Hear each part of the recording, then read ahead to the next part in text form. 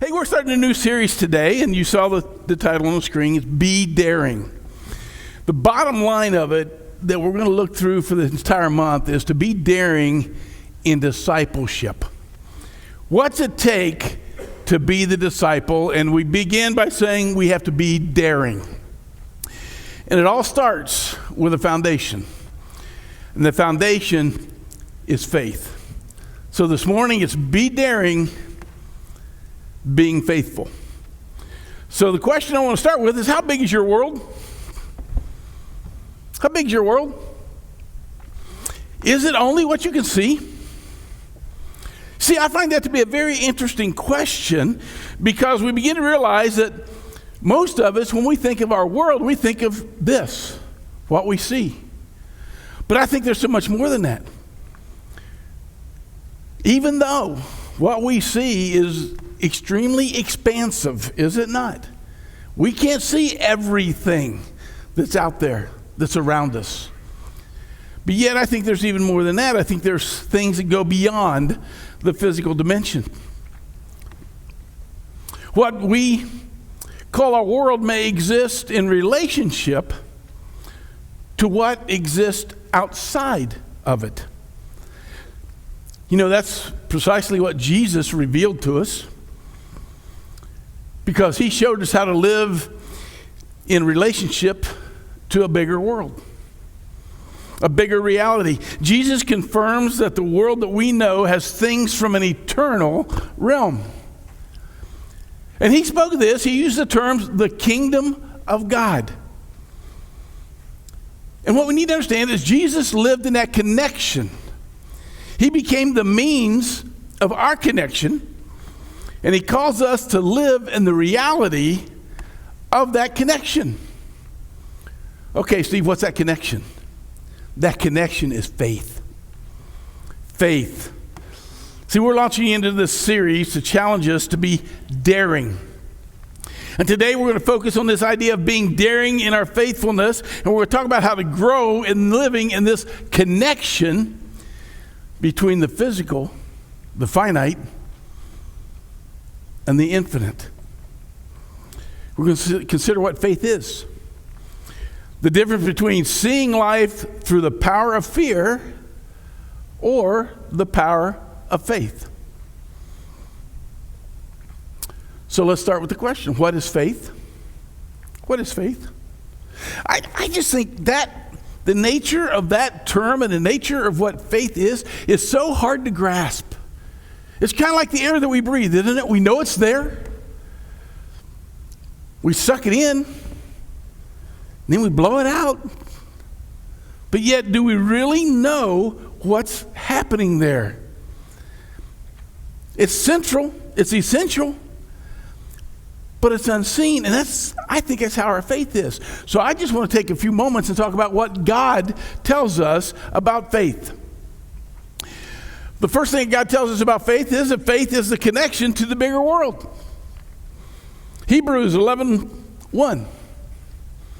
Faith is substance of things hoped for and the evidence of things not seen. There we go. It's just what we said. There's a realm that we can't see in this physical earth that we live in. There's a realm beyond that. It's substance of things hoped for, something that's meaningful. It's related to that which we've not experienced yet. But it's not a wishful hope, but it's something of substance. And very similarly, when we say the evidence of things not seen, there are things that we can't see, don't we, that we believe in? Of course we do. We see it, the evidence of it every time we turn on our lights, don't we? We don't see electricity, but we see the results of it. And that's the way it is with faith. Faith is about that which is beyond my understanding. It's beyond your understanding. It's beyond the finite understanding. It's the connection to that bigger reality. It's the space in which the finite engages with the infinite. And that becomes personal when the living God meets us in that space. So the first thing about faith is understanding that it's the connection we have to the world that we can't see. The second thing that God tells us about faith is this. Faith is trusting God who rules over that larger reality. It is the kingdom of God. He's the ruler over that reality. Hebrews 11:6. Without faith, it is impossible to please God, because anyone who comes to him must believe that he exists and that he rewards those who earnestly seek him. Now, listen, the point here is not that nothing that people do is considered good at some level. That's not what we're talking about. We're talking about this in relationship. The point here is all about the relationship, that we simply can never have a relationship if we refuse to acknowledge, to trust God. And so that's where it begins. It's a trust in a God who rules over that larger reality. Here's the third thing that God tells us about faith is this. Faith is essential to responding to God's saving love. It's essential to responding to God's saving love. It's about trusting God who serves that reality. Then it only makes sense that this trust would lead us to be reconciled to him. The love. Romans 1:17 says this. The good news shows how God makes people right with himself. And from beginning to end, becoming right with God depends on a person's faith. Look at what Habakkuk 2:4 says. Those who are right with God will live by faith.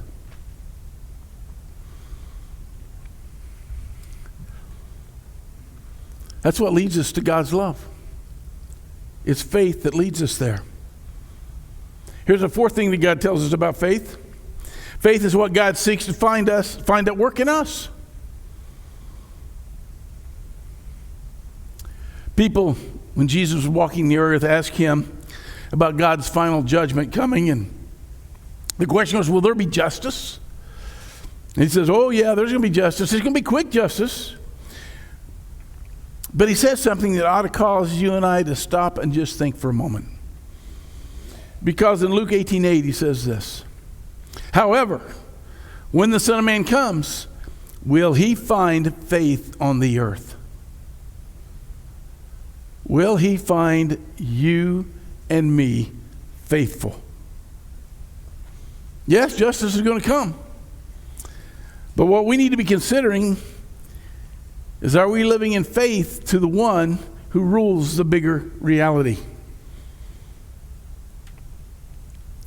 The one who rules with his purpose and his power.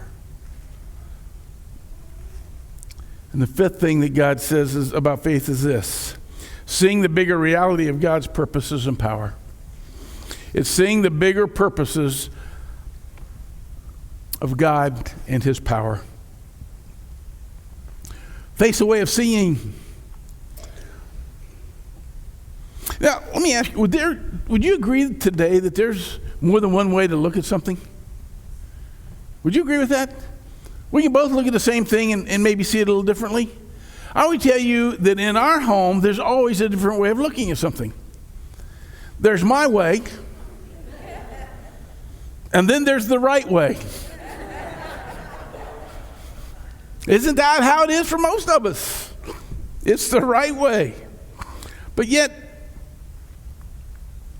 as we look at it, when we see things, we see it our way, when in reality we need to be trying to see it God's way. Ephesians 1:18 says this.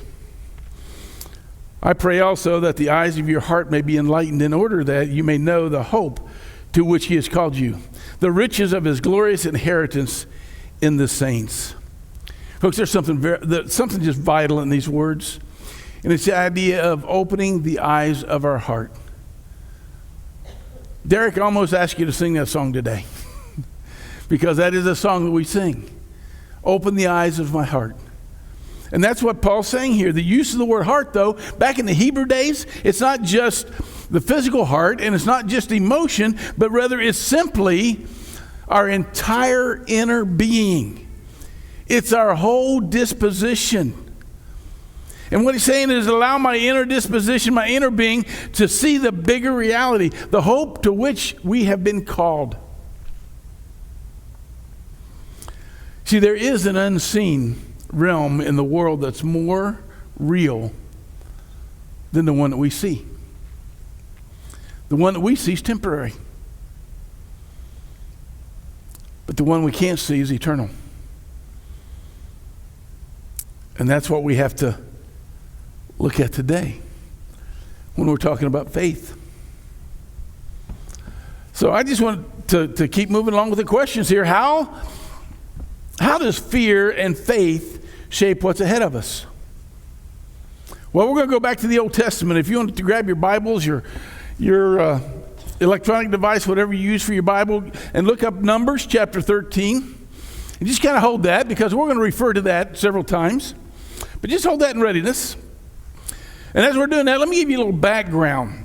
What we're talking about. You see, Moses had just led the nation of Israel to freedom. He's got them free from Pharaoh. He's got them free from the Egyptians. They crossed the Red Sea. They've been traveling now for about 2 years, not 40 years. They've been traveling about 2 years. And they come up to this land, and the ones that have been promised to them for over 400 years, that was going to be their country. And that's where they're going to have their freedom. That's where they're going to be free from slavery. And when they get up to the water, the edge of the water, before they go in, Moses does a prudent thing. He sends in a reconnaissance team. They go in and they check out the land. They see what's there. So he picked up 12 guys, and he sent them in to spy out the land. They're going to check out what's going on. They're going to do a little fact-finding. And the 12 spies that were chosen by Moses, and they were sent to go into the land. But when they come back, they had 2 very different reports. And so Moses got a mixed report. 2 of the spies, man, this is incredible. That's incredible. Let's go take it. It's ready for our taking. God has given us this promised land. These 2 spies were named Joshua and Caleb. But the other 10 guys that came back, they said, yeah, man, this is a great place. But let me tell you what's wrong. And they start to list all of the problems on why they cannot go in. You see, they're not seeing with the eyes of faith. They were seeing with the eyes of fear. And what unfolds is this great picture of what happens when we see with eyes of fear, or when we see with eyes of faith. The work of fear. The first thing I want us to hear this morning is that fear exaggerates our problems. Fear exaggerates our problems. In Numbers chapter 13, verses 31 and 32, this is how they see it. We can't attack those people. They're stronger than we are. And they spread among the Israelites a bad report about the land that they'd explored. And they said, the land that we explored devours those living in it. All the people we saw there are of great size. We seem like grasshoppers in our own eyes, and we look the same to them. Now, I think any of us sitting here today, we would understand and appreciate that they were afraid. Would we not? The Canaanites had developed into a more organized force than they were. But there was a loss of perspective here. Because you see, fear exaggerates the obstacles that are in our way. And it glorifies our limitations. Think about this. It's been about 2 years. God had just delivered them from Egypt, the most powerful nation in the entire world. Yet now, they're worried about this little local tribe stopping them. They just defeated Pharaoh. And now they're worried because they can't see what's ahead. Can I just say it's ridiculous as to how quickly they forget? Oh, wait a minute. We're no different. We are so quickly to forget what God has done for us too. And we just need to remember what God has done. And so when we see our problems with eyes of fear, they just get bigger and bigger and bigger. And the more you look at that problem, the more you exaggerate the problem.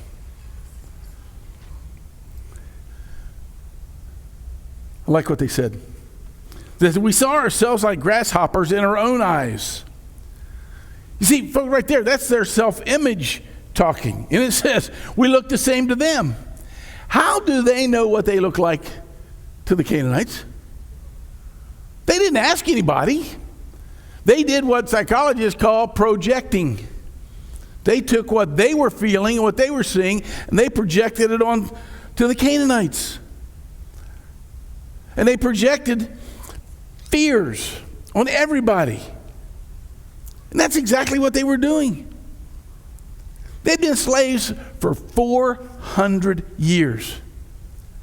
And despite this season of being free, they are still feeling internally powerless. You see, now they're enslaved still, but not the Pharaoh. They're enslaved now by their own minds, their own ideas, by the image, by self-concept. But they were still slaves. Now, pausing there just for a minute, because I will bet that there's somebody sitting here today who's been told in their past about how they're not capable of doing something, how they are not going to amount to anything in their life. You heard that years ago. The people who shared that with you probably aren't even still alive. And yet, there's a good chance that still has you enslaved. Because we believed it. We took it to heart. And now it's part of us. You know, I heard for years that I wasn't going to amount to anything because I was left-handed. Back in the day, when I sat in first grade class, the teacher had an oak rod, and every time I wrote with my left hand, what did she do? Boom! Smack that left hand. Okay, most of you know me well enough to know exactly what I would do, right? Pick that pencil back up with my left hand and do it anyway. She can't tell me what to do. But because of being left-handed, I accomplished a great deal, especially with athletics. See, we can't allow what has been shared with us in the past to be that which we live in fear of. Because if we do, that's just nothing more than a self-imposed prison. See, here's what's ironic. They said this place is filled with giants and we can't take them on. They're too big for us. They're too powerful for us. But yet, 38 years later, when the next generation did go into the promised land, do you know what that same enemy said? They said, man, we lived in panic of you for 40 years because we heard about those 10 plagues that came out of Egypt. And we heard about your God that had done those things and how your God's the most powerful God in the world. And Pharaoh, we were scared to death and we were ready to surrender. And yet, you walked around the wilderness for 38 more years. All because they didn't see what God saw. Number one, fear exaggerates problems. Number two, fear spreads discouragement. It spreads discouragement.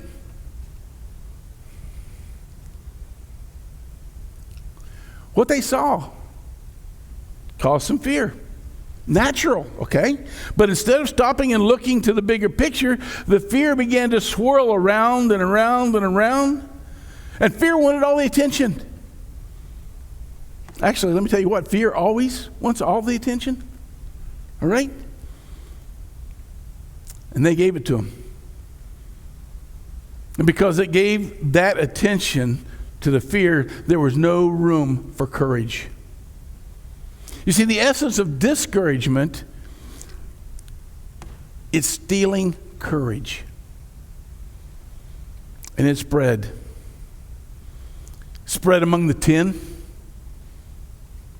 Then when they returned, it spread through the whole camp. How long does it take for a bad piece of gossip to get through the church? Done. Right? If I let it out of my mouth and 30 seconds later, it's done. How long does it take for the good stuff to get through?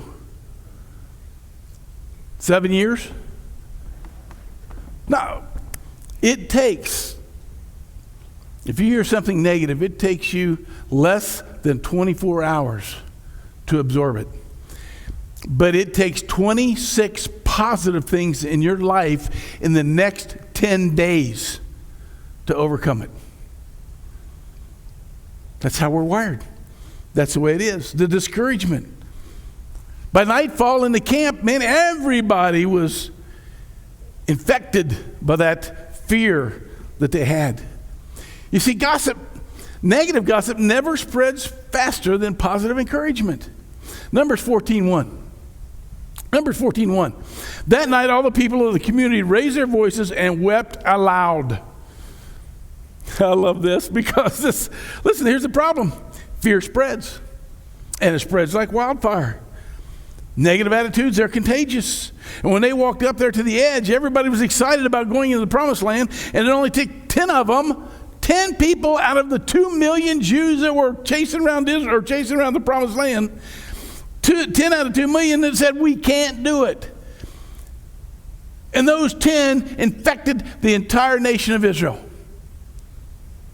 Think about the devastation of that. We can't do it.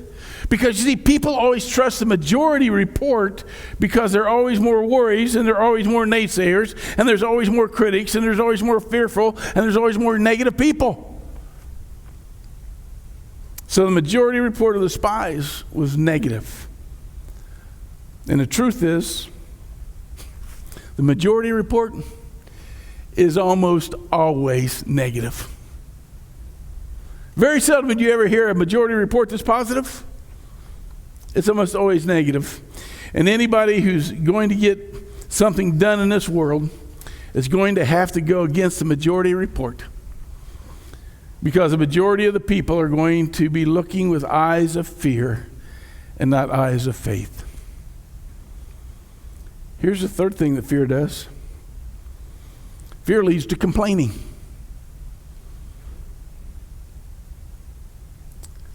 Do a little survey here, impromptu. I want to see the hands of everyone in this room who has never complained about anything. Am I the only one? No comment. No comment. No, fear's complaining. It's blaming. That's what our news is all about today. We've got to blame somebody for everything that happens. We got to complain about it. Numbers chapter 14, verses 2-4 says this. All the Israelites grumbled against Moses and Aaron. And the whole assembly said to them, if only we had died in Egypt or in this desert. Why is the Lord bringing us to this land only to let us fall by the sword? Wouldn't it be better for us to go back to Egypt? And they said to each other, we should choose a leader and go back to Egypt. That's a kind of a reference of how the people always look back to Egypt. That's one of the most fascinating things to me about the Israelites. Perspective. Perspective. Egypt was a place of bondage. It was a place of oppression. They were enslaved like animals, but now when they're faced with this little challenge, they look back and they want the security of being enslaved over the uncertainty of what's ahead. Doesn't that sound strange to you? But the truth is that we find comfort in what's familiar to us. They were ready to give up the freedom and become slaves again just for the security. There is a false sense of safety in bondage. I'm sure you've all heard about long-term inmates that are released from prison. Many of them return very quickly. Why? Because they have no clue how to function on their own. They don't know how to take a risk. They don't know how to live on their own. So they want to go back to what was familiar. They want to go back to where they felt safe, where they had security. Because fear will lead to familiarity. The destination of fear is always to go back to what's familiar.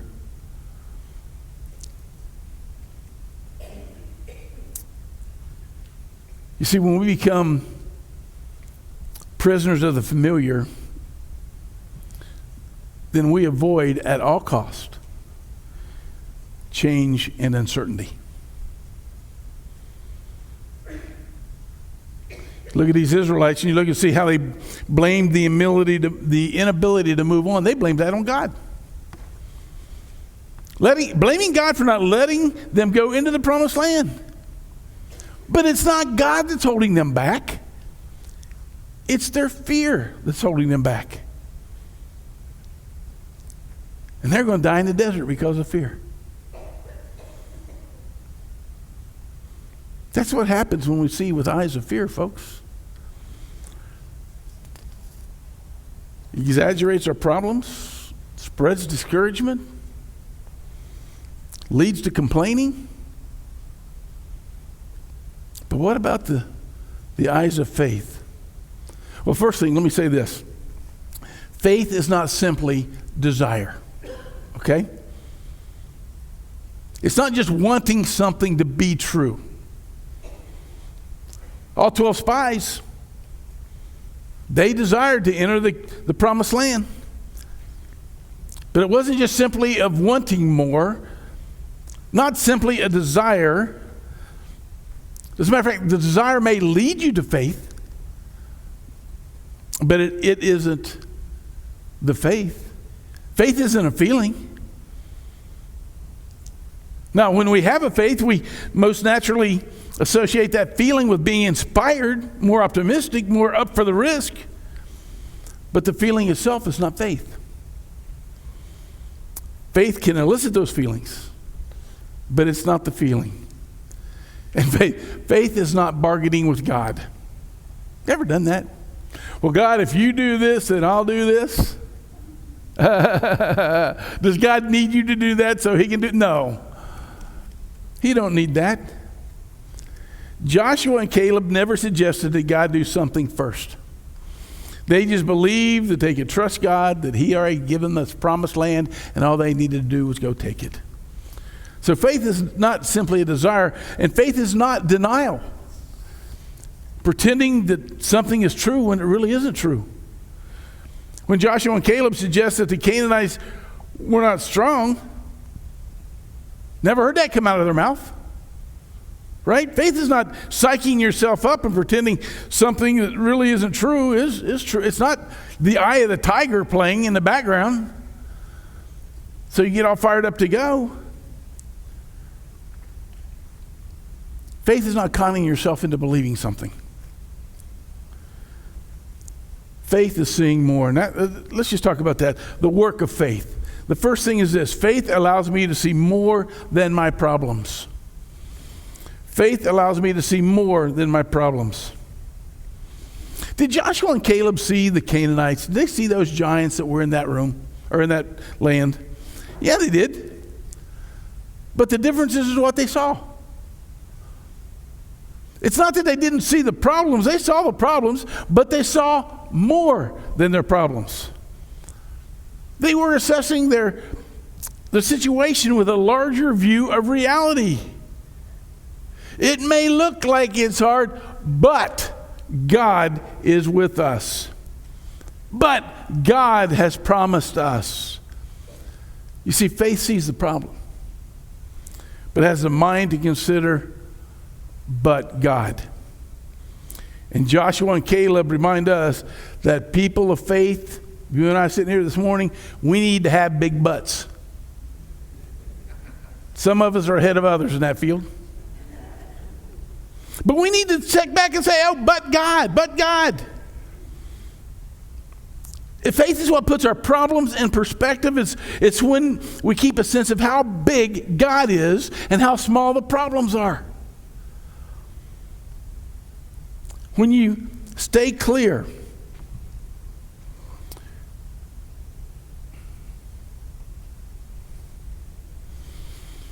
of the things that God does not want us involved with, that's when we can relax. And we will have the freedom at that point to take risks. Genesis 18:14. Genesis 18:14, is there anything too hard for the Lord? I think that's a rhetorical question, right? Or Luke 1:37, when Jesus says when the angel says, for nothing is impossible with God. Do you know if God had a dictionary, the word impossible would not be in it? Do you ever think about that?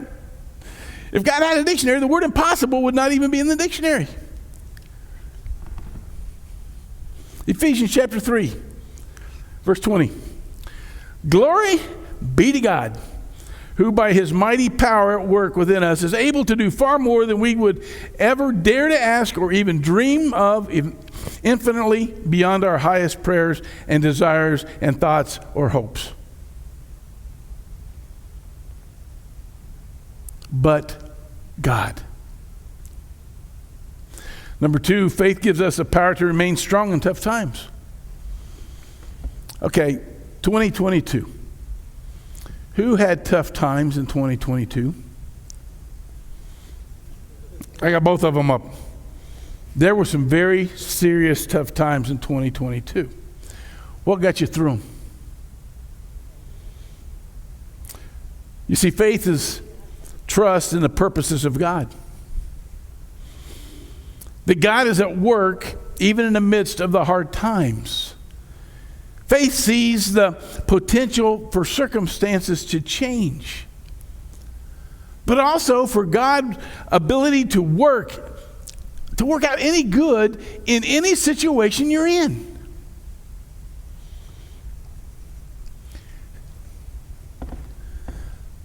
How many of you know that faith doesn't always take us out of our problems? Do you know that? Do you know what God does? He takes us through the problems. God doesn't always take us out of the pain that we're in, but he gives us the faith to get through the pain. And that's all because, listen, heaven's not here yet. It's not here yet. So there's always going to be hardship. And so faith is discovering that there is more than suffering. You know, great honor was given to John McCain.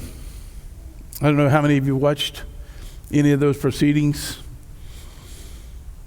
but he had a life of faithful service that he gave before leaving this earth. Most of you know that he served over 5 years in a prisoner of war over in Vietnam in some of the harshest conditions, the torture, the isolation, and he survived it all. Part of that time brought, as he was sitting there, he says that his faith became in a larger reality. It was in something greater than his captors, than his physical surroundings. During his imprisonment in Hanoi, he said this: there were times I didn't pray for one more day or one more hour. I prayed for one more minute. And then he said, I have very little doubt that it was reliance on someone stronger than me that not only got me through, but got me through honorably.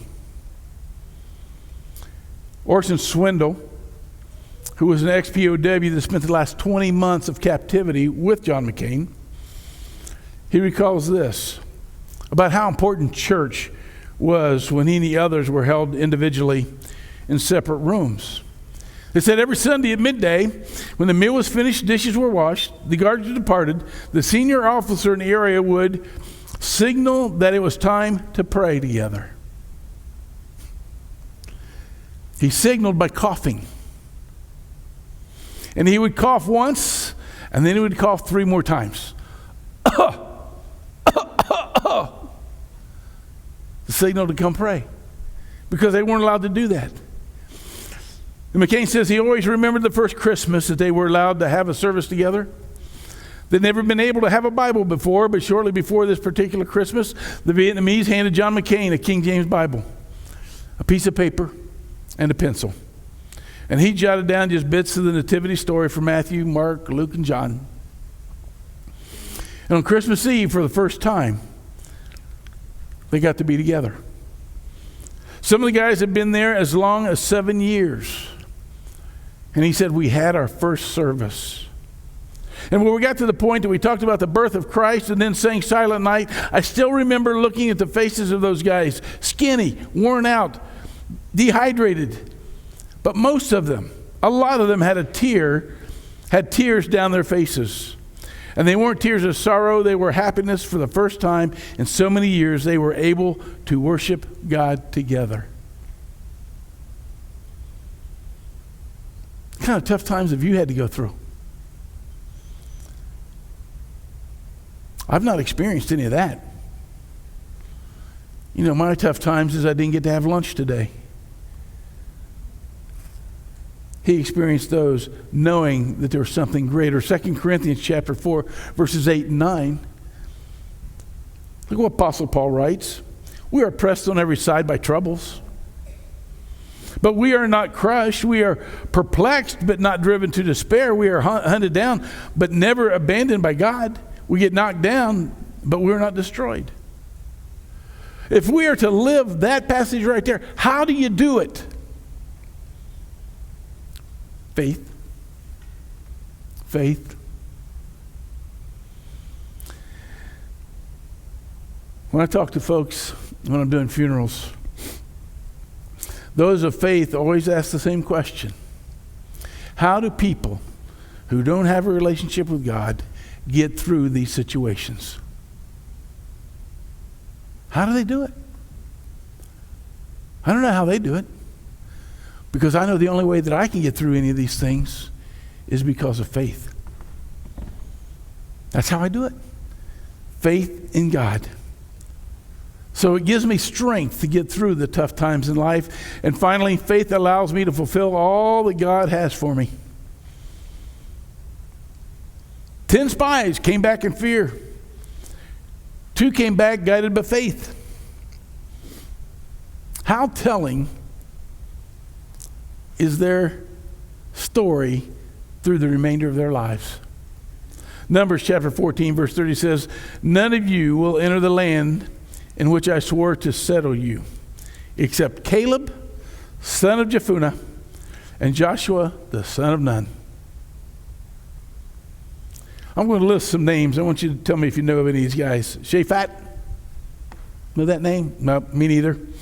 Igal? No. Paltai? No. Giddel? No. Amiel? No. Sether? Nabi? Gurl? Shemuna? Not the whale. Caleb and Joshua. Of that list, those are the guys who went into Canaan, guys. But the only 2 that we remember are Joshua and Caleb. Why? Because they moved ahead with eyes of faith. Nobody remembers the critics who say it can't be done. The people only remember the guys who said, let's do it in God's name. And they saw with the eyes of faith. The others saw with the eyes of fear. Now, because they failed to see with the eyes of faith, that entire generation, that entire 2 million people missed God's promise for their life in the promised land. Another thing to see in this is your choices of whether you see with the eyes of fear or the eyes of faith will affect a whole lot of people around you as well as it does you. We must see with the eyes of faith.